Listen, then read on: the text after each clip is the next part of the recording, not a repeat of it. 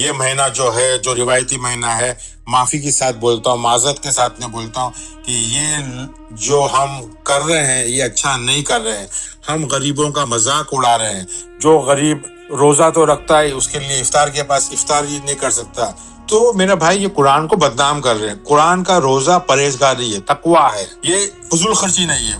میں نے بتایا آپ کو فضول خرچی کرنے والے قرآن کیا بول رہا ہے؟ شیطان کے بھائی ہے. تو آپ کو اب جائزہ لینا ہے کہ ہم شیطان کی پیروی کر رہے ہیں کہ خدا کی پیروی کر رہے ہیں. شیطان کوئی قید نہیں ہوا ہے، شیطان پورا چھوٹ گیا ہے پورا، کیونکہ فضول خرچی کرنے والے شیطان آپ کے ساتھ میں یا آپ اس کے بھائی بن کے چل گئے ہو. تو قرآن کا پیغام سمجھو، قرآن کا رمضان سمجھو، قرآن کا صوم سمجھو. اور یہ چیز کس لیے ہے کہ آپ کو اللہ کو سمجھنا ہے. متقی کا ایک مطلب ہے کہ آپ کو اپنے ضمیر کو سمجھنا ہے.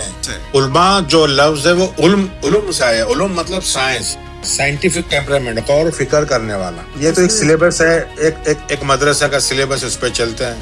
ان کو رمضان کے مطلب ہی نہیں معلوم ہے. وہ جو شہرت ہے، جو مشیر ہے، جو اشتہار ہے، جو مشہور ہے، اس کو انہوں نے مہینہ بنا دیا. ایسی حالت ہے کہ جب آپ شہرت کے قریب رہتے ہو، آپ چمکنے والے ہیں، آپ کے اوپر قرآن نازل ہو رہا ہے، مطلب ہدایت نازل ہو رہی ہے، بہت بڑی بات ہے. فرقان نازل ہو رہا ہے، بہت بڑی بات ہے، بہت خوش نصیبی کی بات ہے. اس لیے ہم کو شکر ادا کرنا چاہیے. تو ہم ناشکرانہ کر رہے ہیں اور غریبوں کا مذاق اڑا رہے ہیں. اچھے کپڑے، اچھا عطر، اچھا کھانا، آرام کرنا، محنت نہیں کرنا. شیطان کے بھائی بنے گھوم رہے ہیں.